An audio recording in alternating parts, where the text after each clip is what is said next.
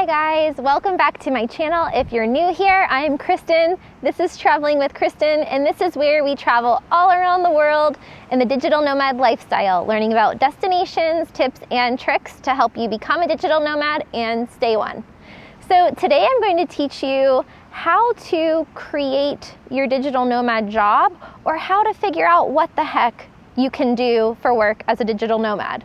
So this is a multi-step process. You might want to take a couple of notes, but feel free to repeat this and rewind as much as needed. I really encourage you to do these exercises. It doesn't take very long.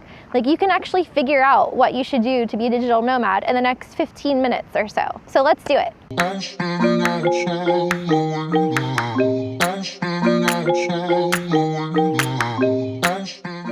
Okay. So the first thing you want to do is to create a list of all of the things that you know how to do. So just freehand, write on a piece of paper, just for a minute or so, all of the things that you know how to do, like your resume, every skill you have, any expertise that you have, all the things that you're good at, work related. Do that on one piece of paper or two. Got it? Okay. Now on another sheet of paper, I want you to write down everything that you like to do, all the things that you're passionate about. It can be traveling, it can be cupcakes, it can be whatever it is, just everything that you like, everything that you love doing. Now we're gonna get back to that. So you have everything you're good at, everything that you like, okay? Clear on that. Now the third step is to take a good close look at your job. Now, what are all of the things that you love about your job, and what are all of the things that you hate about it? Don't be shy, go for it. So take another minute or so. Maybe you really like your coworkers, maybe you like your commute, maybe you just have to walk to work and it's not that far. Maybe you like the Starbucks downstairs in the building and having access to your coffee. You know, it doesn't have to be just things in the office, but it could be your coworkers, it could be your boss, it could be your clients, everything that you love about your job, and then all the things that you don't like about it. So I don't think I need to help you there. I think people have a good idea of what they don't like. So go ahead and do that. Now the next step is a reality check. This is a financial check about your situation. So you want to look at how much money you make after taxes, what your cost of living is, and what your budget is for your monthly cost of living. So how much do you make? How much does it cost you to live? Are you in debt? Just look at that, think about it, maybe write it out on paper, and think about what you need to survive. Or if you have savings, how long could you go with the savings that you have without an income? So, because we're going to look at two things. We're going to look at working remotely as an employee and also creating your own job and your own business. So look at those two scenarios. Now, if you're going to be quitting your job and you need savings, then look at your budget and then basically double it. So whatever you've estimated, double it and double the amount of time that you would be living off of it. So let's say you have 3 months of savings, you probably need 6 months. If you have 6 months of savings, you probably need 12 months just to be safe, because we always tend to underestimate how much time it takes to start a business and how much money we need to do that. So if you're on the entrepreneurial side, you want to keep that in mind. So now you know all of this stuff about yourself and about your job, and now it's time to ask yourself a super important question, which is, why do you want to become a digital nomad? So now that you have that base foundation, think about it. Like, why do you want to do this? Is it because you want to travel? Is it because you hate your job? Is it because you want more flexibility? Is it because you have kids and you want to be able to set your schedule and see them more? Is it because you have a family member in a different place and you want to live near them?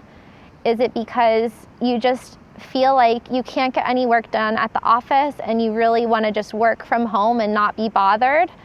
Or is it because you want to start a business or something like that? So think about all of the reasons why you want to become a digital nomad in the first place. Is it because you saw an Instagram post and you think it would be cool?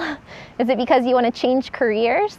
So brainstorm for a minute or so. Again, nothing super crazy. Brainstorm about that and then press pause on this video and come back. Okay, now that we've covered all of that, it's time to basically compare and contrast, diagnose, and make a plan. So what you want to do is review every list that you've made so far. Just take it in and then again, look at your why. Why do you want to become a digital nomad? So what you should get out of this is seeing where there is an alignment. So if you look at all of the things you're good at and all of the things you like, and if they're completely different, then you might be out of alignment and maybe in a career that's not a good fit for you. Like if there's nothing you like about your career, then why are you doing it? So that's something to keep in mind. If you look at all of the things that you like and you don't like about your job, and then you look at the reasons why you want to become a digital nomad, is there any alignment there, or are those just like on completely different planets? So your why should be consistent with some of the things that you've already written down in previous sections. And then take a highlighter or a pen and just kind of circle the things that you see in common. So as an example, let's say you're a consultant for a big corporation and you really love consulting, you love working with your clients, and you want to become a digital nomad. And the reason you want to become a digital nomad is so that you can work with more clients in different places on your own terms. So that would be an example of, let's say, your skill set of being a really good consultant and your passion, loving consulting, loving coaching, loving teaching, and then your why as a digital nomad to reach more people, or maybe to make more money, or to have more freedom and flexibility and the types of things that you're consulting about. So there we'll see some consistency, and that's a really good sign. So look at that and see what you think. And now I want you to ask yourself one other question. Do you want to be a remote employee, or do you want to be an entrepreneur? So digital nomads can be a ton of different things, and I will also link a video below on the different types of jobs you can have as a digital nomad and the weirdest jobs and maybe different careers that you didn't think would have crossover as a digital nomad. So you really want to ask yourself, do you like the structure? Like if you look at your list, do you like the structure of your job? Do you like having a team, a boss, a manager? Do you like having that ecosystem of working at a company?